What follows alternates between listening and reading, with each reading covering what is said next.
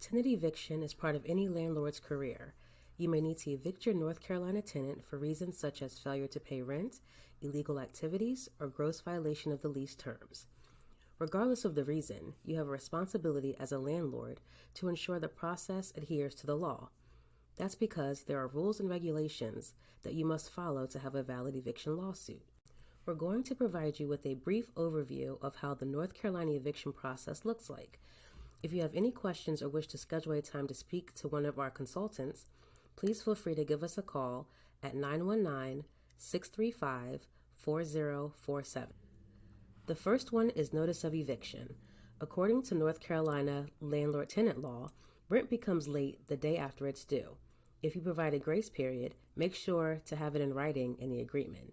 Tenants have the responsibility of upholding the terms of their lease agreement. For example, adhere to the pet policy, not exceed the rental limit, and care for the unit. If they don't do such, you have a right to have them removed from your property. You can also evict a tenant who holds over or stays beyond their lease term, as well as tenants that are doing illegal activity. As per North Carolina laws, illegal activity is considered to be illegal use, possession, or distribution of a controlled substance, or criminal activity that impacts the livability or peaceful enjoyment of other tenants. After the notice period and the tenant is still occupying your property, you can move to court and file a complaint. You must do this in an appropriate court, such as a small claims court. The sheriff of the county where your property is located will serve the summons and complaint. Number 3 is the court hearing. If you file the eviction hearing in a small claims court, the hearing will happen within 30 days of the date the complaint is served on the tenant.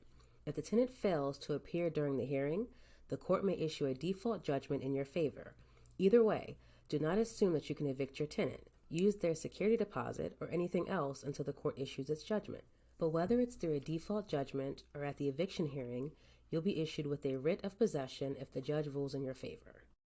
Lastly, we get to the writ of possession. This is the tenant's final notice to leave. The legal document gives the approximate time within which time the sheriff will carry out the eviction. The notice period allows a tenant the opportunity to remove their belongings before being forcefully removed from the unit. Normally, after a successful judgment, the writ of possession will be issued 10 days afterward.